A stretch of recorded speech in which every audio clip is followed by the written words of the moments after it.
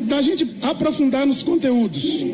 Então, a presença do professor, seja bem-vindo, professor, a presença da companheira da CUT, a presença da secretária aqui do Estado, o único Estado que ainda mantém uma Secretaria de Promoção da Igualdade, e a presença do nosso dirigente aqui da Secretaria Nacional, vai nos ajudar a fazer aquela reflexão que eu disse, mas também vai nos ajudar a sermos também radicais no que a gente quer introduzir no programa de governo do nosso partido. Então, e assim, nós negros, que estamos vivendo esse processo, nós entendemos, se não todos, mas uma boa parte, que a centralidade do golpe é apenas um pouco que construímos e que conseguimos, ou que foi ofertado e colocado para a população negra mais pobre desse país. A classe média, a burguesia desse país, que vive de privilégios, não estão e não estavam satisfeitos com o pouco que nós alcançamos apenas em 12 anos. Então nós somos, de fato, a centralidade desse debate e nós queremos, de fato, também participar com profundidade, não só contribuindo com conteúdo, mas nós queremos ter uma participação mais efetiva na implementação desse programa. Tá? Então eu queria agradecer a presença de vocês, dizer que aqui tem alguns membros do coletivo estadual, como Ademário, eu não estou vendo outra pessoa, estou vendo o coletivo nacional cristiano, dizer que nós estamos juntos construindo essa jornada, acreditando que nós temos um papel importante e nós queremos, de fato, discutir com profundidade para além do programa de governo. Nós queremos ser protagonistas também da execução desse programa de governo. Bom dia e bom fórum para todos.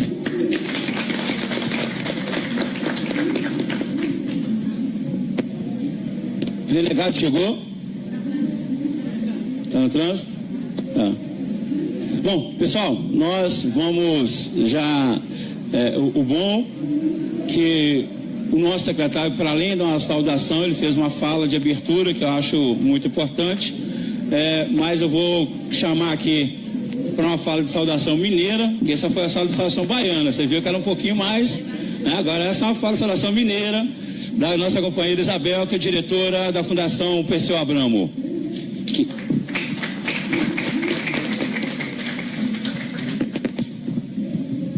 Bom dia. Tá indo? Esse não tá não, Márcio. Bom dia a todas e todos.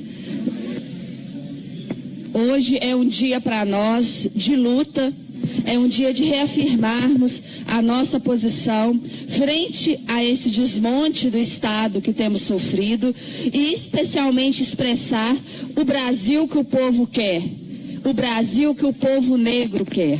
Em nome da Fundação Perseu Abramo, sintam-se acolhidas e acolhidos na tenda Marco Aurélio Garcia, nesse momento que é um momento de escuta e amplo debate com a sociedade brasileira em seu conjunto e em sua diversidade. Em nome da Fundação Perseu Abramo, damos as boas-vindas a todas as companheiras e companheiros que estarão conosco nesses dias e convidamos de maneira especial para permanecer conosco nesta manhã, nesse debate necessário e profundo que será. Já pela mesa podemos perceber o quão rico será e também nas demais atividades que realizamos. E convidamos mais uma vez a interagir e a participar do projeto Brasil que o Povo Quer através da plataforma www.brasilqueopovoquer.org.br. A plataforma é um espaço de diálogo no ambiente digital e ela também conta com a interação que se faz no cotidiano, que se faz nos diversos espaços. Então é o momento de fato de debatermos com o conjunto da sociedade o Brasil que o povo quer. Sintam-se acolhidos, bons trabalhos para hoje e para os próximos dias, estejam conosco na tenda. De fato, é uma satisfação estarmos no fórum, construindo, fortalecendo a democracia no nosso país. Na pessoa do Mártios e da nossa companheira da CUT, eu cumprimento a todos e todas e desejo de fato que esse momento seja um momento propício ao diálogo e à construção coletiva. Muito bem, pessoal, agora nós vamos... Oi? Mineira, saudação mineira, muito obrigado. Nós vamos iniciar, um dos motivos, são vários, né, os motivos que nos fazem refletir a respeito das políticas públicas de promoção da igualdade racial que foram aplicadas no Brasil, principalmente durante os governos do PT.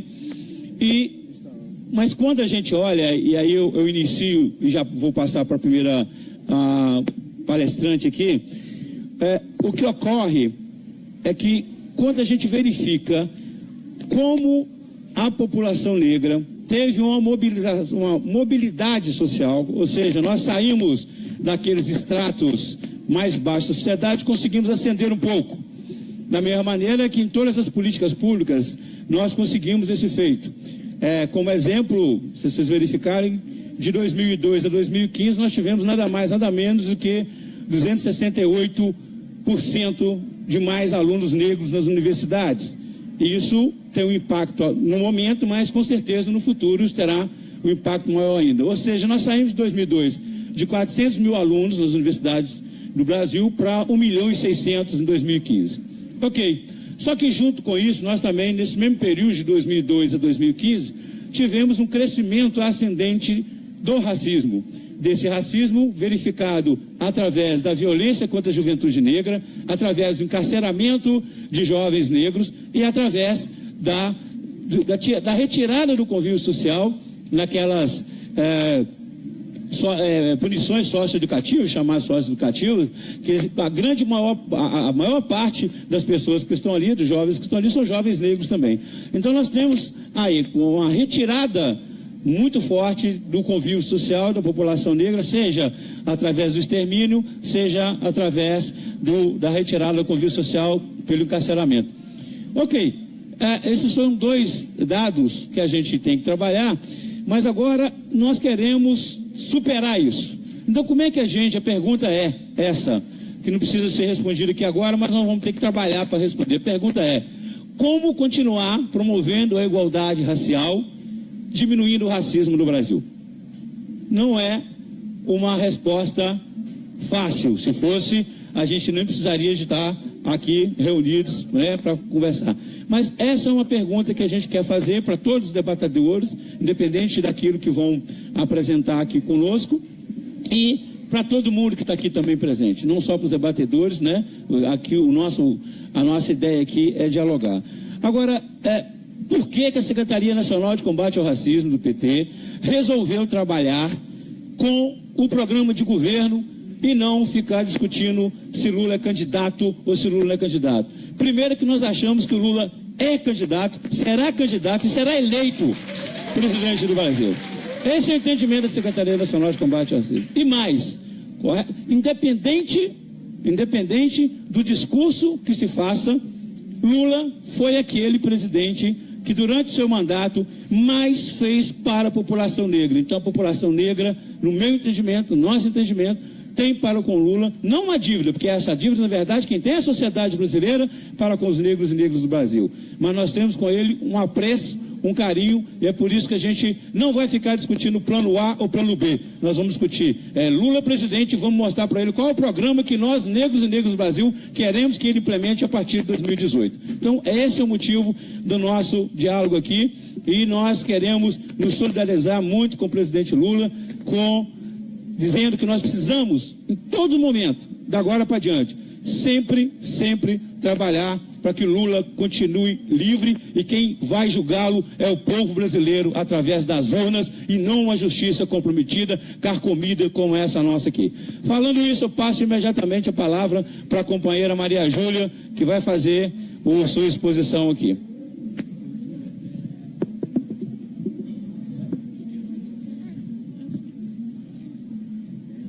Bom dia a todos e a todas. Então, na verdade, o desafio que o Martins, a Secretaria Nacional de Combate ao Racismo do PT, nos coloca é um desafio muito grande. E eu iniciaria dizendo o seguinte: no último dia 28 de fevereiro, nós tivemos reunião da Executiva Nacional da CUT. E na reunião da Executiva Nacional da CUT, nós aprovamos, dentro da nossa resolução, a posição da CUT em relação às eleições de 2018. Eleições sem Lula é fraude. E isso é importante para nós, porque isso reafirma o que falava o Martins, que não existe plano B. O nosso plano é o companheiro Lula disputando e vencendo as eleições de 2018. Quando a gente quer discutir qual é o Brasil que os negros e as negras querem, o Brasil sem racismo, é um desafio imenso. É imenso porque nós tivemos cerca de 350 anos de escravidão e nós estamos a completar neste ano 130 anos de uma abolição inacabada. Então, o racismo, ele se estruturou ao longo da escravidão e continuou a se estruturar, mesmo, entre aspas, ao fim da escravidão no Brasil. Então, por isso, nós dizemos o seguinte, que para a superação do racismo, na nossa visão, nós dizemos, compreendemos e entendemos que as ações afirmativas, bem como políticas públicas, elas de reconhecimento e de acesso aos direitos que até hoje foram negados ou entregues em doses homeopáticas aos negros e negras. Então, duas questões fundamentais: ações afirmativas e políticas públicas.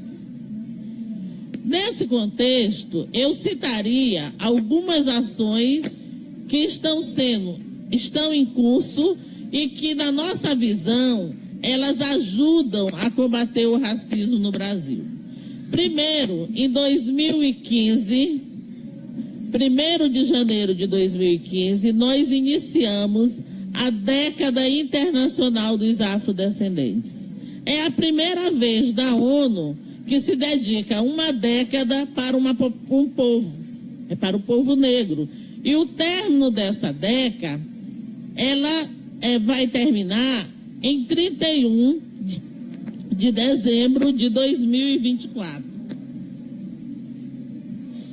Essa década deveria ser um espaço privilegiado para no mundo inteiro se pensar estratégias, ações, debater e construir ações que pudessem combater o racismo pelo mundo afora. Não é bem assim, até porque no Brasil a gente ia numa linha muito boa. Nós tínhamos iniciado com a CEPI já um debate com o Itamaraty também. Nós tínhamos discutido na OIT com a nossa embaixadora da época que ações a gente poderia ir desenvolvendo para combater o racismo. Infelizmente, o golpe joga tudo isso por terra e as ações que vinham sendo desenvolvidas, elas sofrem uma interrupção muito grande. Tem também a questão da aprovação de duas convenções, a A068 e a A069, que são da Organização dos Estados Americanos, que tratam sobre racismo e xenofobia. As diversas conferências municipais, estaduais e a Nacional de Promoção da Igualdade Racial. Na terceira CONAPI, que é a Conferência Nacional de Promoção da Igualdade Racial, quem aqui participou viu que foi todo um processo de construção democrática e tem um fato emblemático na abertura da terceira CONAPI, que é o momento que a presidenta Dilma Rousseff assina aquele projeto de lei que vai instituir, depois de aprovado, cotas no serviço público federal, nos concursos. Então, a gente vinha num processo de ascenso e o golpe interrompe esse processo. Se vocês estão acompanhando, a 4ª CONAPI deveria ter ocorrido no ano passado. Não foi. E foi jogado para novembro deste ano. E nós não sabemos se ela de fato irá acontecer. Por quê? O velho argumento de falta de recursos foi utilizado para o adiamento dessa conferência, que deveria ter ocorrido em 2017, e nós não temos ainda garantia nenhuma de que ela irá acontecer em 2018. Mas esses espaços são espaços fundamentais para a gente construir, nós construindo, qual a forma que nós queremos para a eliminação do racismo em nossa sociedade. Uma outra ação que não pode ter retrocesso é na questão do estatuto. Eu conversava com um companheiro do Sindicato dos Químicos que está aqui conosco antes de iniciar a atividade aqui, do desconhecimento que ainda existe em nossa sociedade do Estatuto da Igualdade Racial. Mas ele foi aprovado e ele é lei, depois de ter ficado quase 20 anos dormindo lá no Congresso Nacional, nós conseguimos aprovar. E esse estatuto, a lei, para que ela seja cumprida, ela tem uma premissa fundamental. E qual é essa premissa? É o conhecimento dela. Eu só posso exigir um direito se eu tiver o conhecimento dele. Se eu não conheço, eu não vou brigar e eu não vou exigir para que ele seja cumprido. Aí tem a questão das cotas raciais nos processos seletivos das universidades públicas. Tem um outro ataque que a gente está sofrendo, que é em relação a outra ferramenta muito importante nesse processo, que é a Lei 10.639.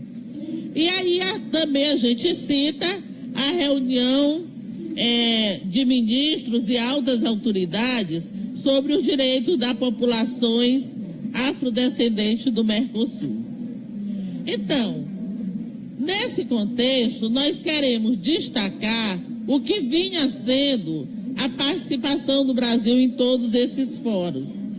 E eles são fundamentais, como foi na Conferência de Durban, a participação do Brasil, como foi no Mercosul e também na OEA ou mesmo na ONU. Nós destacaríamos que o governo Lula e Dilma, eles foram corajosos. Aliás, eu sempre que tenho oportunidade, eu digo o seguinte: todo o processo de perseguição política que o presidente Lula sofre, ele não sofre pelos erros de seu governo, pelos erros do governo. Muito pelo contrário, esses ataques, a deposição de uma presidenta legitimamente eleita com 54 milhões de votos, os ataques, a deposição da presidenta, tudo isso tem a ver com os acertos do governo.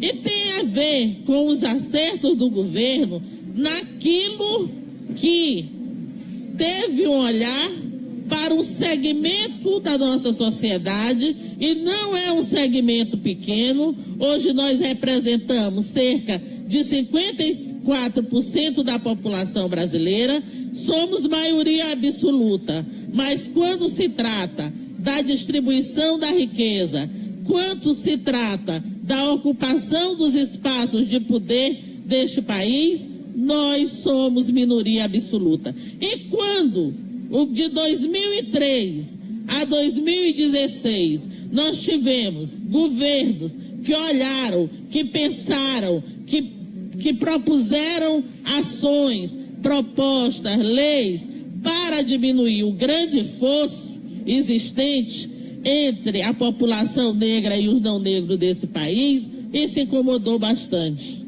Nós não podemos esquecer o que significou o papel do Brasil na Organização Internacional do Trabalho para aprovar uma convenção e uma recomendação que viesse a tratar as trabalhadoras, eu falo as trabalhadoras porque em sua maioria são mulheres, as trabalhadoras domésticas do mundo inteiro e de modo particular no Brasil.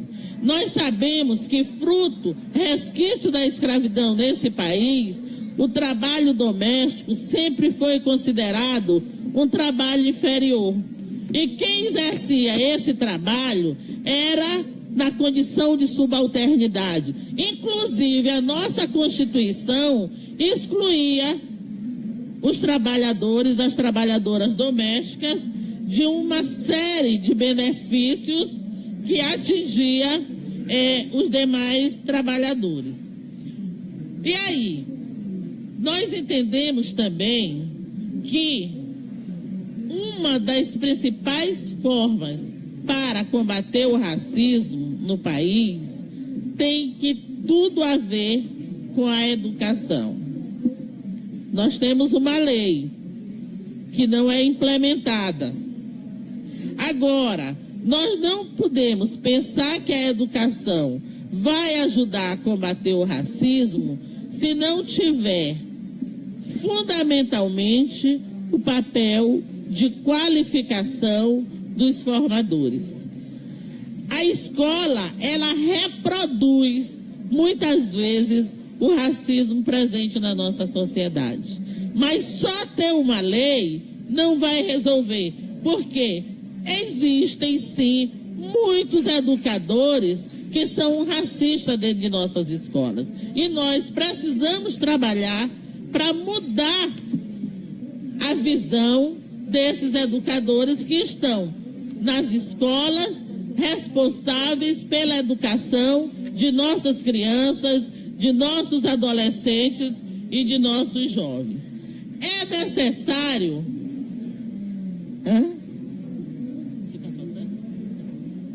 Gente, já estão me dizendo... Eu nem falei a metade.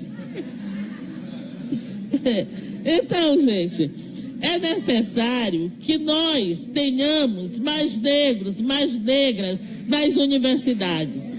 Vocês acompanharam nos últimos dias as denúncias de racismo que ocorreram? Numa universidade de São Paulo, eu não lembro agora, da FGV, o companheiro estava com a namorada e um babaca tirou uma foto dele dizendo: esse aí é meu escravo, e colocou nas redes sociais. E isso está tendo uma grande repercussão. Mas o que esse babaca fez é o pensamento que a elite dominante desse país, descendente de escravocratas, desenvolve ainda hoje. E nós precisamos lutar, batalhar, para que a nossa presença nas universidades seja cada vez maior. E eu dou um exemplo meu aqui. Eu estudei em escola pública a minha vida toda, até terminar o 2º grau. E quando foi na hora de fazer uma faculdade, eu tive que meter a mão no bolso e pagar. Por quê? Porque o espaço das universidades públicas não são destinados para nós. E isso eles não aceitam, e é isso que eles se rebelam e querem de qualquer forma impedir. Um outro, já para ir caminhando para a finalização, aspecto da... Estou enrolando, gente, vou falando. Um outro aspecto que é fundamental para nós, da Secretaria Nacional de Combate ao Racismo da CUT, e o foco da ação da CUT é o mundo do trabalho, é através da luta de classes que existe nesse país. Nesse país se construiu o mito da democracia racial. Não tinha racismo, era todo mundo igual, a gente vivia de forma harmônica, a gente se confraternizava. Ah, é tudo lindo, né? E aí, como é no mundo do trabalho? Quem é que lidera os números de desempregados nesse país? Somos nós. Quem é que percebe os menores salários nesse país? Também somos nós. E quando se é como eu, negra e mulher, a situação ainda consegue ficar um pouquinho pior. E não se engane, a elite tem muitas formas de tentar subverter o nosso discurso. E é dessa forma que o 20 de novembro, dia de Zumbi dos Palmares, uma das grandes lideranças negras que a gente cultua nesse país, tem muita gente que diz, mas não tem sentido, porque não é o dia da consciência humana. Esse é o subterfúgio utilizado para impedir que a gente possa se organizar e que a gente possa lutar pela reparação histórica que o Estado brasileiro deve a nós. E é por isso que em 2018 nós lutaremos. Já cortaram o fundo, vocês já viram.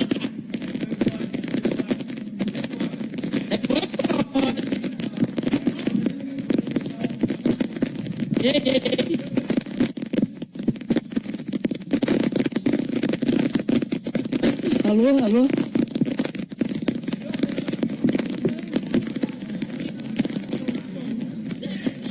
Vamos pro grupo, não, tá funcionando.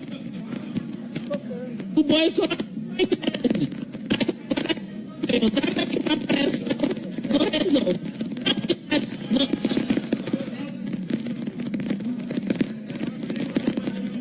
Som, pessoal do som, por favor.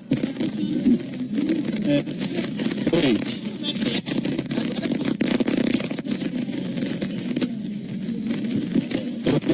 Oi. Ok. Ó, amigo, tudo bem, mas preciso de 2 microfones aqui à mesa, tá? Por favor. Então, gente, é por isso que em 2018 nós temos 2 tarefas. A primeira tarefa é essa que o Mártios abre aqui hoje nessa tenda, que é de construção das nossas propostas para integrarem o plano de governo do presidente Lula, qual é o Brasil que nós queremos, que o povo negro quer. 2, tarefa tão importante quanto ou mais é eleger o presidente Lula, eleições, presidente da República desse país, para que a gente possa, de forma organizada, porque os golpistas estão a desestruturar todo o Estado brasileiro, aprovando reformas a toque de caixa e retirando o direito da classe trabalhadora. E a gente precisa, assim, ter um presidente identificado com o nosso projeto para que a gente possa voltar e colocar no chão todas as reformas temerosas que foram aprovadas no último período. Eleição sem Lula é fraude. Muito obrigada. Obrigado. Alô, oi. Tá ok, né? Tá, muito bem. Pessoal, acontece que o nosso convidado, o Flávio Renegado, ele foi capturado por uma outra mesa, outra tenda. Então ele está dando uma palhinha que devia fazer aqui, cantar pra gente. Também ele está dando uma palhinha na outra tenda, então está chegando aqui. Enquanto isso, Raimundo segura aqui o lugar dele pra gente. Bom, nós vamos passar imediatamente então. Tá tudo ok aí para poder fazer a exposição?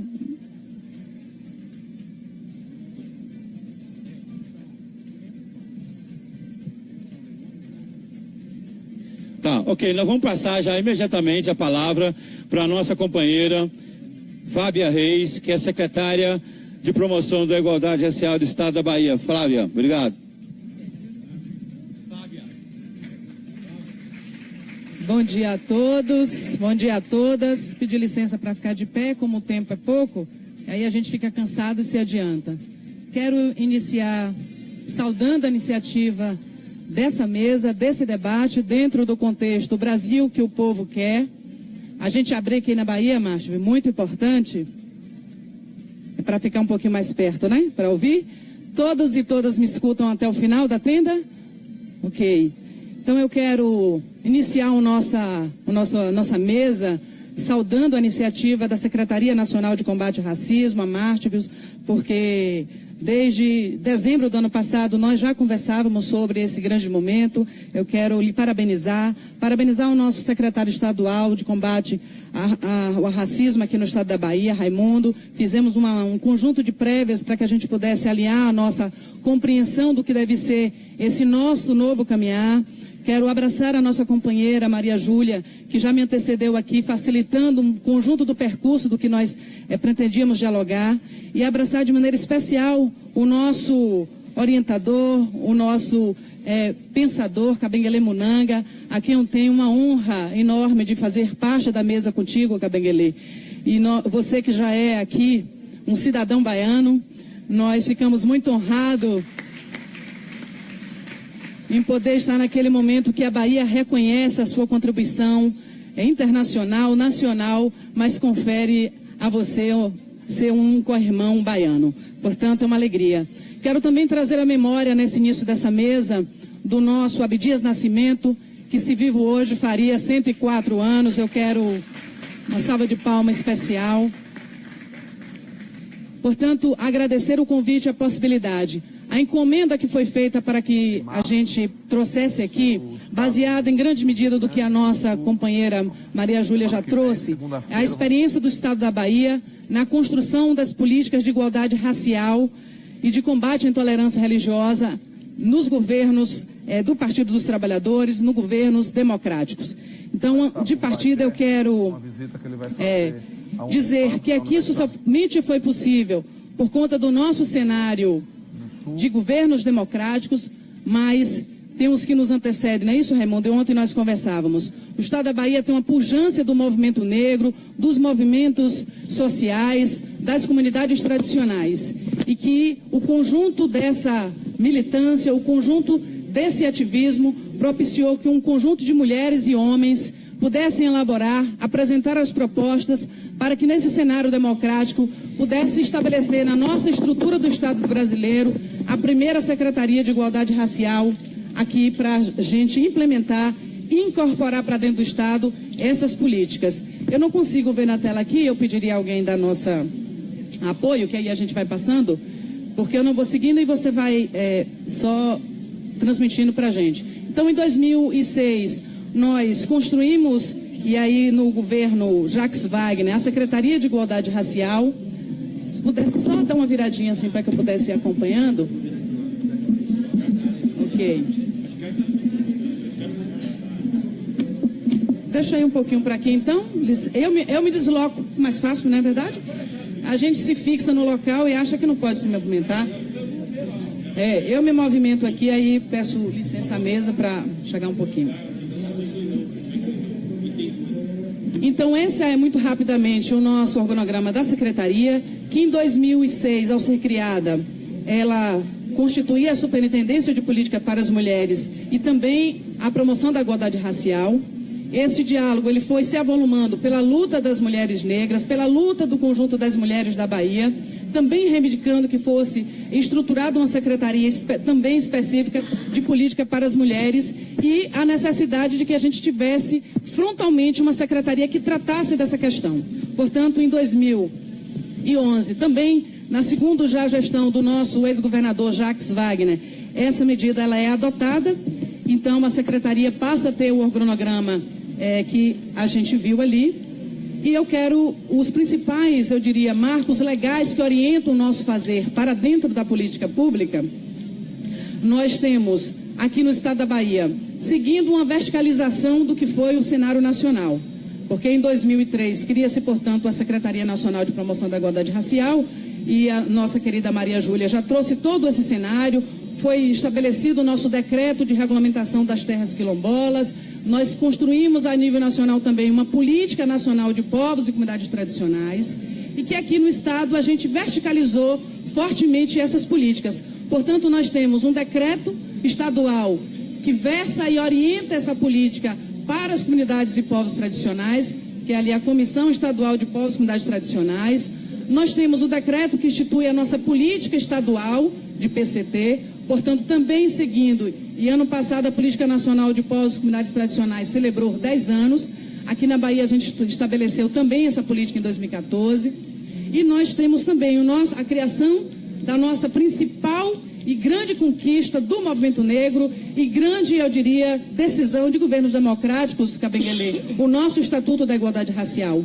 Sem dúvida nenhuma, uma referência em termos de legislação para que a gente possa seguir avançando na luta e no combate ao racismo. Então, nós temos aí o nosso Estatuto, que é outra lei que nos orienta no nosso fazer, e também a nossa Lei 12.910 de 2013, que versa também sobre a regularização das terras quilombolas de fundo fecho de pasto. E, por fim, nós temos aí a lei que institui a política estadual de fomento ao empreendedorismo de negros e mulheres. Então, esse é um marco legal que baliza o nosso fazer, a nossa ação de promoção de igualdade racial e de combate ao racismo. E em 2015, o nosso governador, assim como também já apresentou aqui, foi um único governador do estado brasileiro a aderir à década internacional afrodescendente. Então, o nosso compromisso aqui, ele ganha uma robustez do ponto de vista da experiência da política pública, também numa agenda internacional, colocando mais uma vez em evidência o que é essa efervescência da luta antirracista aqui no estado da Bahia. Eu quero, dessas duas referências, e a gente pode passar para o seguinte, fazer dois destaques do nosso Estatuto da Igualdade Racial. Porque aqui a gente tem questões que vão desde os capítulos para as mulheres negras, para pensarmos políticas específicas para as mulheres negras, de combate à intolerância religiosa, o debate sobre segurança pública, direito à cultura, direito à saúde, mas eu quero de partida só destacar três questões, que são, eu diria, uma referência e que tem sido implementada aqui no Estado, que é os 30% de vagas nos concursos públicos do Estado da Bahia. E isso é uma referência, porque o nacional, inclusive um avanço em relação ao nacional, que prevê 20% das vagas dos concursos públicos, e isso já se encontra em implementação aqui no Estado. Quero trazer um destaque também para o nosso sistema estadual de igualdade racial. Portanto, é a partir do nosso estatuto que essa política de aderir ao sistema nacional, ela ganha uma materialidade aqui no Estado. Esse sistema que é composto, e aí eu assinalei rapidamente ali, pela própria secretaria que coordena esse sistema, a CEPROME, o nosso Conselho de Desenvolvimento para a Comunidade Negra, o CDCN, inclusive aqui eu quero agradecer a parceria e o trabalho coletivo do CDCN, que está aqui. Cadê os nossos conselheiros e conselheiras? Tem o Major Peixoto, Antônio, temos representações mais aqui que eu vi, e de todo modo, Gilberto,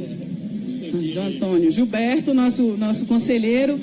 E aí eu aproveito já para, como eu não vou poder voltar, para dizer que o nosso conselho tomou uma decisão muito importante, justamente pela maturidade política em diálogo com organizações da sociedade civil, de não participar da conferência, da 4ª Conferência Nacional de Promoção da Igualdade Racial. E diferente, Maria Júlia, do que você trouxe aqui, dos elementos que vinculavam a falta de recursos, esse não foi o elemento que decidiu a não participação da conferência. O que decidiu foi uma avaliação política, uma avaliação do conjunto do estrutural, como estava sendo mobilizada e construindo o calendário das conferências. Aqui no estado da Bahia nós temos 417 municípios, nós temos 27 territórios. O calendário fora feito de modo que nós não pudéssemos implementar o que nós aprendemos historicamente, que é construir conferência participativa efetiva. Então, o calendário que estava posto aqui para a gente, o Conselho avaliando, primeiro não publicou o regimento para orientar a tirada de delegados, primeiro não coordenou os eixos temáticos que orientariam a tirada de delegados, o número só tardiamente apareceu, que seria 63 delegados para o estado da Bahia, que tem 417 municípios. Até do ponto de vista da seleção dessa representação, nós não teríamos como avançar. Além do que, tudo que já foi falado aqui em termos de retrocessos da política de promoção da igualdade no governo federal, entendia-se que era para passar os ares, e a gente precisa dizer, mesmo no jogo diplomático entre Estado e Federação da nossa pactuação, que o Conselho avaliou que era dar os ares de aparente normalidade em situação completamente de exceção que nós vivemos e, sobretudo, por aqueles ataques principais às políticas das mulheres, às políticas dos direitos humanos e às políticas de igualdade racial.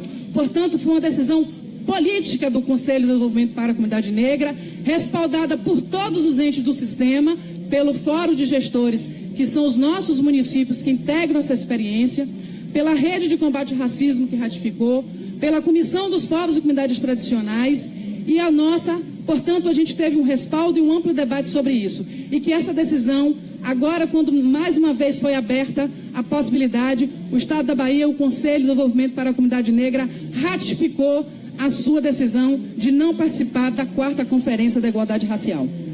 Então, eu quero dizer, o nosso governador acolheu de pronto, porque a convocação é feita pelo governador, pós-autorizo e concordância, que é a essência do nosso Conselho.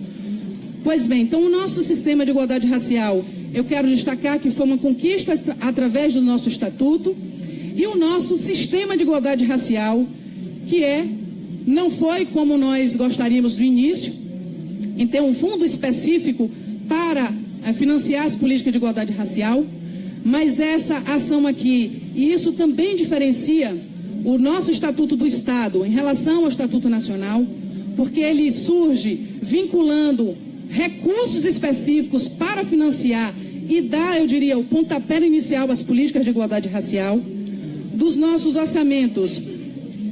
Eu quero que a gente pode passar a década ali no vídeo, que aí eu coloquei ali um pouco, mas eu já falei que nós já aderimos à década e qual era o seu objetivo, para que a gente adianta um pouquinho para eu falar sobre... Pode passar? Pronto. E aí eu quero falar justamente sobre os nossos recursos que vinculam para a implementação das nossas políticas. Então, ter um sistema, ter um conjunto de marcos legais que estruturam essa política para a institucionalidade e ter um fundo que nos garante o pontapé, eu diria, a ação de fato de poder fazer essa política de início. Eu quero só trazer que a implementação dos recursos do Estatuto da Igualdade Racial, no ano de 2017, que foi, o seu orçamento foi em torno de 55 milhões, e isso é transversalizado no conjunto das secretarias estruturais que executam junto com a CEPROME. A projeção dos recursos para 2018, porque ele varia conforme a arrecadação do Fundo de Combate à Pobreza, para este ano de 2018, serão 82 milhões de reais para que a gente possa fazer essa ação. E aqui eu quero pontuar um pouquinho a concepção do que é, eu diria, um dos eixos que orienta a nossa ação, porque a Secretaria, com a sua missão de articuladora, de assegurar que as políticas de igualdade racial perpassem o conjunto do governo e estabeleça como diretriz o diálogo através do sistema com a sociedade civil, a gente tem uma tarefa enorme aqui.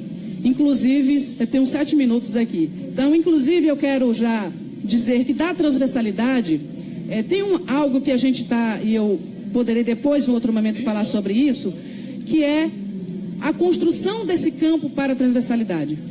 É fundamental que nós tenhamos na estruturação, e a gente que está nessa missão de fazer esse trabalho, a gente percebe de que quando nós temos à frente das secretarias gestores e gestoras que compreendem a política de igualdade racial, essa transversalidade, obviamente, ela flui, ela vai com mais direcionamento e com maior efetividade. À medida que nós temos que ainda fazer uma transversalidade de apresentar, preparar e formar o que é a política, nós gastamos um tempo, mas é um tempo também necessário. O segundo passo é, uma vez feito o processo de alinhamento do que é a política, é o convencimento e a adesão do compromisso político na execução, na celeridade dessas políticas. E o terceiro, eu diria que é assegurar que, além de outras ações que são das áreas finalísticas, por exemplo, a Secretaria de Educação, a gente possa ter a efetividade de políticas que nos assegurem observar política de igualdade racial, políticas de combate ao racismo e políticas que possam seguir na direção do combate à intolerância religiosa. Então aqui eu acho que cada vez mais remonta para uma estrutura de uma secretaria como a CEPROME a necessidade de a gente estruturar cada vez mais através de concursos públicos. Esse é um diálogo que nós temos feito, para nós construirmos aquilo que a gente está chamando dos nossos servidores públicos com concursos para a promoção da igualdade racial, para que nós não tenhamos a cada governo a descontinuidade dessa memória e dessa construção da política. Portanto, pressupõe, né, e o conceito de transversalidade, ele chega com governos democráticos também para pensar a questão de raça, de gênero, de direitos humanos, mas pensando também em desmontar uma percepção de gestão do Estado eu diria, burocrática, cartesiana, em que nós trabalhamos nas caixinhas. Mas se nós não tivermos esses 3 vetores de sustentação, que é a compreensão dessas políticas transversais, os compromissos que transitam das altas direções até o nível técnico dessa execução, nós poderemos ter um conceito abstrato e vazio na sua aplicação. Então, um dos grandes esforços que nós temos feito é justamente seguir nessas direções, e o nosso governador Rui Costa tem nos orientado a todos os secretários, e eu aproveito para agradecer a confiança de tocar a ação ao nosso governador, é de que nós possamos cada vez mais dar uma aplicação formal dessa ação. Eu quero só pular para aqui, a Secretaria de Igualdade Racial em termos orçamentários, diretos para que a gente possa atuar na condição de transversaladora de política. Nós estamos ali com um orçamento de 11.201.655. Então isso, acrescido dos 82 milhões, que é tarefa nossa construir, é isso que a gente tem que pensar para a política de dentro do governo. Nós temos aí 93 milhões para iniciar as políticas de igualdade racial. E aí eu quero só trazer, como eu tenho poucos minutos, eu vou pular outra tela, que tem ali por secretarias o volume de recursos, para que a gente possa apresentar, por exemplo, experiências pioneiras. Através da ação transversal, nós podemos construir no estado da Bahia o primeiro edital específico de assistência técnica para as comunidades tradicionais.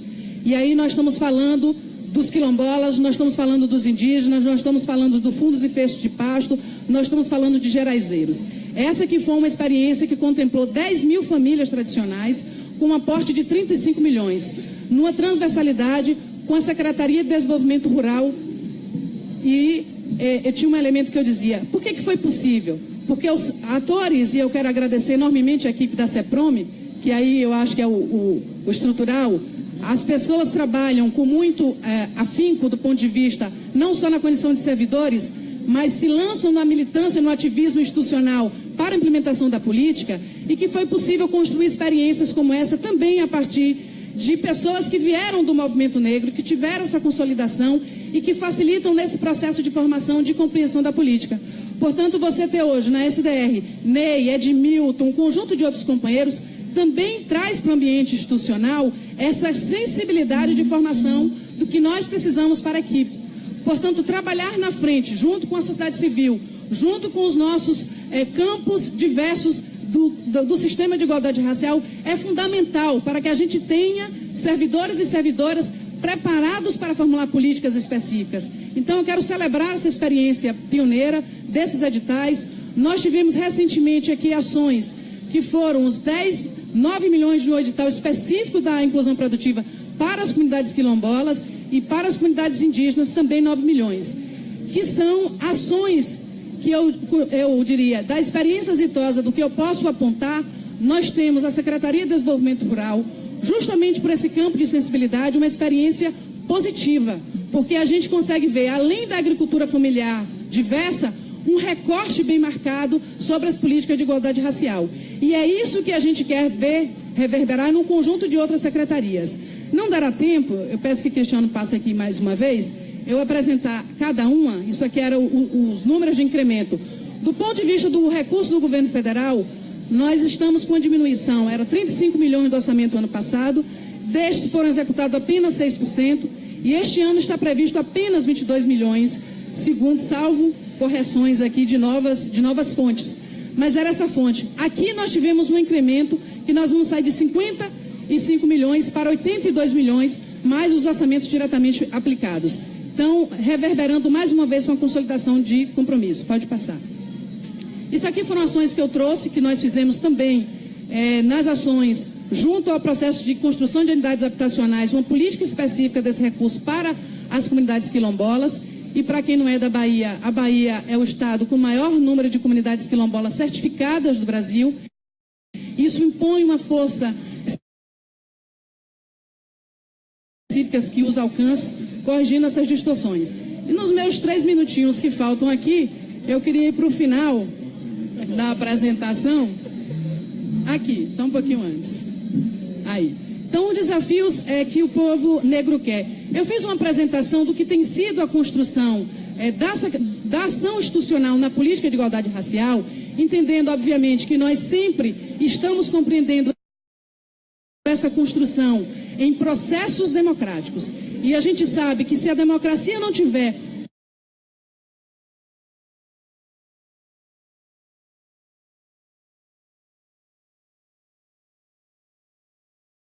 uma aprofundação da escravatura, nós estamos aqui, inacabada, obviamente, nós estamos aqui falando sobre os 220 anos de Revolta dos Búzios, que celebra agosto desse ano, mas nós temos um campo vigoroso, 220, há 40 anos do MNU, o João já está aqui reivindicando.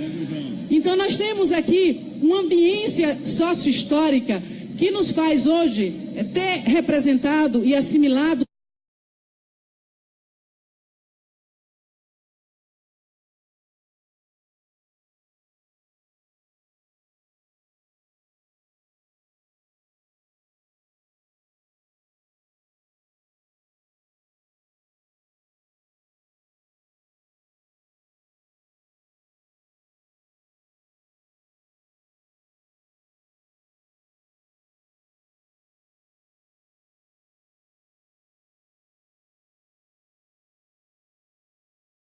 ambiência sócio-histórica que nos faz hoje ter representado e assimilado